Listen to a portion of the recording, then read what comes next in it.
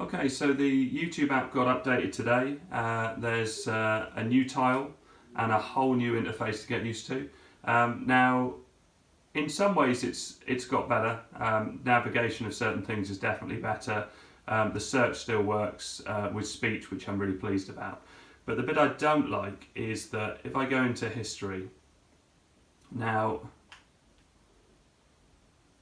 if I click on a video, so say for instance I click on one of my own videos here.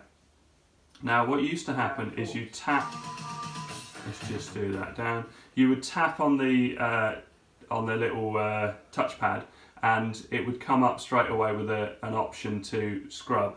Now I'm tapping on it now and it doesn't, nothing's happening at all. And sometimes it does, but if I click on it, it definitely will. So now if I switch up, I can then scrub forward and backwards through my video, and you can see there's tiles to show you where you are in the video, and that scrubbing is nice and smooth. But if I try another video from my watch history, so I noticed on this video and lots of others that the scrubbing is very jerky. So if I click on the touchpad, I slide up, and now if I move left and right, you can see that I'm not getting screens, and I'm also, the seconds on the left hand side are moving in 10-second increments, so much more jerky. And as I move forward and back, it's really not smooth at all. And I don't quite know why this is. I thought this was to do with length of video, but it seems to be fairly random. Certain videos just don't seem to like that. But also, fast forward 1 minute. So that doesn't work either. So they've taken away all the traditional scrubbing options which are in Apple TV, which was one of my favourite things about Apple TV. It's the navigation through video, the scrubbing left and right by just touching the touchpad without clicking it, and then moving forwards and backwards, and also being able to fast forward to the end of a movie or to a particular minute. I really like that feature. So I don't know quite why they've got rid of these features. I mean, they seem to have just put the smart TV interface over onto Apple TV. So it's pretty much the same as my Samsung Smart TV. The interesting thing is that people on Twitter are complaining that 4K is still not working.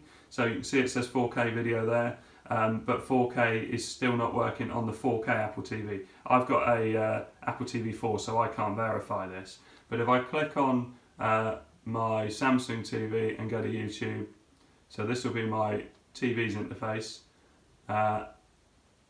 you'll see that it's a very similar experience when it loads up.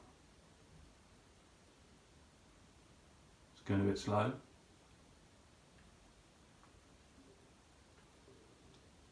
Or is that it? Oh no, that is it. Is that the TV? Let me see. Oh, I tell you how to tell. I could go onto a 4K video and then see if it plays in 4K. Because one interesting thing is that the Apple TV also doesn't allow you to change the quality of the video. I remember with my old Apple TV back from that. So that is the Samsung TV interface. 4K 2017 Samsung TV. Then if I click and change it to the Apple TV, that's the Apple TV interface. So it looks incredibly similar, but what they've done is messed up the scrubbing. I don't use the Samsung YouTube app because of the scrubbing, because if I want to move forward and backwards through a video, I find it very, which is not smooth at all and not a very good experience. Whereas on Apple TV, iPlayer, Amazon Prime, Netflix, even Now TV, all of those scrub perfectly, and also you can say skip forward a certain amount of time and they'll do it. So please leave your comments. I'd be interested to know what other people think of this, and hopefully they'll change it in the next update, and hopefully the next update doesn't take as long as this last one did. But please like and subscribe, and thanks very much for watching.